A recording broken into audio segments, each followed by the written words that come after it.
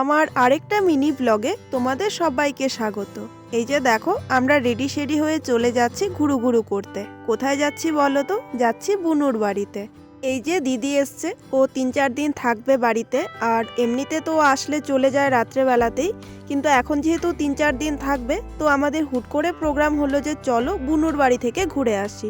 এখানে দেখো আমরা সবাই মিলেই যাচ্ছিলাম, খুশি, বাবান, দিদি, তারপর ছোট কাকি, বড় কাকি, মা, আমি। বড় কাকি কিন্তু বুনুর বাড়িতে প্রথম যাচ্ছে, মানে বুনুর শ্বশুর বাড়িতে। তারপর আমরা সোজা চলে যাই শামুকতলাতে। ওখানে একটা মিষ্টির দোকান থেকে মিষ্টি সিঙ্গারা নিচ্ছিল কাকি ওরা, আর আমরা এখানে টোটোতে বসেছিলাম। এখানে দিদি আমাকে বলছিল যে ওর সাথে একটু দোকানে যেতে, ও নাকি বুনুর জন্য কয়েকটা স্ন্যাক্স নিয়ে যাবে। তো আমিও ভাবলাম চলো। তারপরে দেখো ওর জন্য কয়েকটা জিনিস নিয়েছিলাম, চানাচুর, বিস্কিট, এগুলো খেতেও খুব ভালোবাসে। তারপর চলে যাই ওদের বাড়িতে। আর এখানে বুনু দেখো আমাদেরকে দেখে দরজা বন্ধ করে দিচ্ছে। আসলে ও সকাল থেকেই বারবার ফোন করছিল কখন যাব। তো ওর বাড়ি থেকে যখন আমরা প্রায় 5 মিনিট দূরে, তখন আবার ফোন করেছিল। তো দিদি ওকে মানে মজা করে বলেছিল যে আমরা আসছি না, আমরা পরের দিন যাব। তো ও নাকি ঘরে বসে কান্না করছিল। তো আমরা যাওয়ার পর দেখি সত্যিই তো চোখ মুখ ফুলিয়ে দিয়েছে কান্না করে।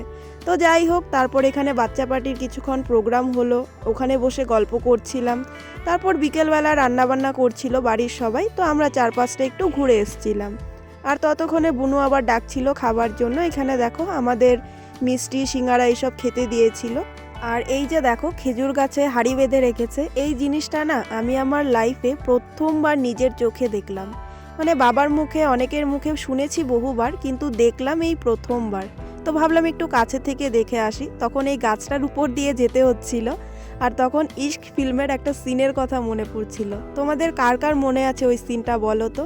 দেন সন্ধ্যের আগে আগে বুনু ঠাকুমা আমাদেরকে ঘুরতে নিয়ে গিয়েছিল ওদের পুরনো বাড়িতে। আর ওদের বাড়ি থেকে তো চা পাতা বাগান খুব কাছে, ওইদিকে তো প্রচুর বানর।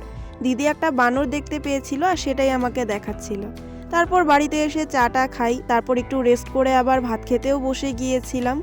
আর ততক্ষণে কিন্তু বাবা আর জামাইবাবু, ভাই ওরাও চলে এসেছিল। ওরা 3জন কিন্তু সন্ধ্যের দিকে এসেছিল।